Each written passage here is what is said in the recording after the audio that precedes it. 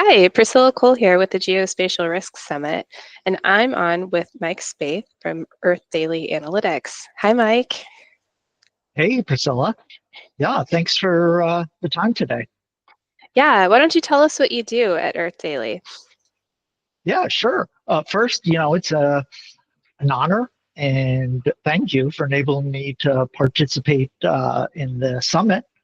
And congrats, and thank you for putting it together. I think it's going to be a great opportunity to kind of foster that cross-sector collaboration, talking about the physical and climate risks in relation to geospatial. So, Yeah, yeah, thank you.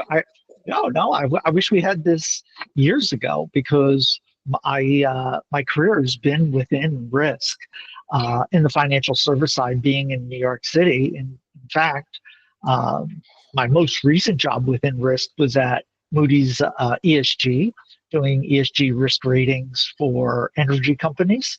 And, after working closely with a lot of energy companies on their ESG risk ratings, I felt that there was a lack of transparency. And the best way to determine risk and mitigate risk after much discovery was, through satellite data. Or then I went to Maxar, working on ESG and sustainability use cases. And now I'm at EarthDaily, focusing on Gen AI and geospatial, and determining ways that satellite data can be put into geospatial foundation models to enable companies, corporations, sovereigns, NGOs mitigate risk. Yeah, fantastic.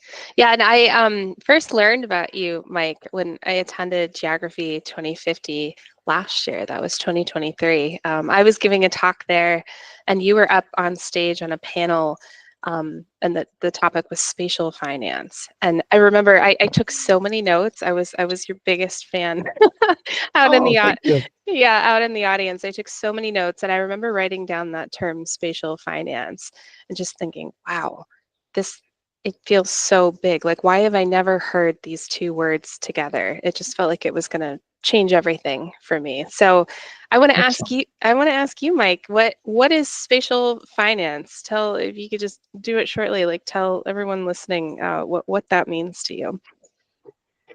Well, what I find is like most buzzwords really can be translated into risk mitigation. So, spatial finance is the biggest benefit is risk mitigation. ESG is risk mitigation. Sustainability is risk mitigation. And the reason is that in the case of spatial finance, it's taking data, and in my case, satellite data, to be used to make decisions that mitigate risk. And one of the biggest examples that I've seen in the past is specifically within private equity.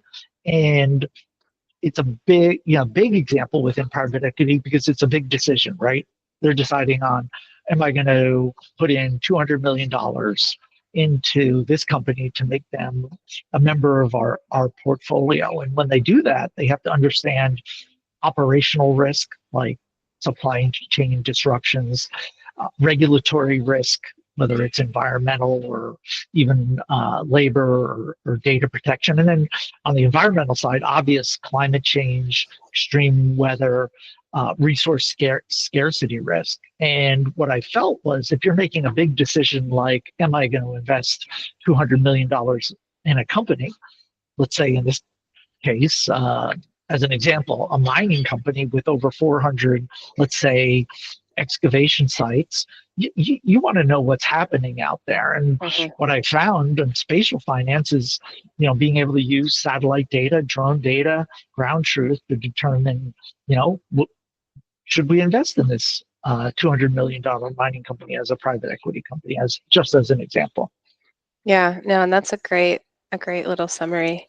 Yeah, I'm so excited to have you come speak at the Geospatial Risk Summit. And for folks attending, Mike Spaeth, you're giving the afternoon keynote on Geospatial Foundation Models. And yeah, come to the summit and hear more from Mike. Lots of good thoughts. Thank you.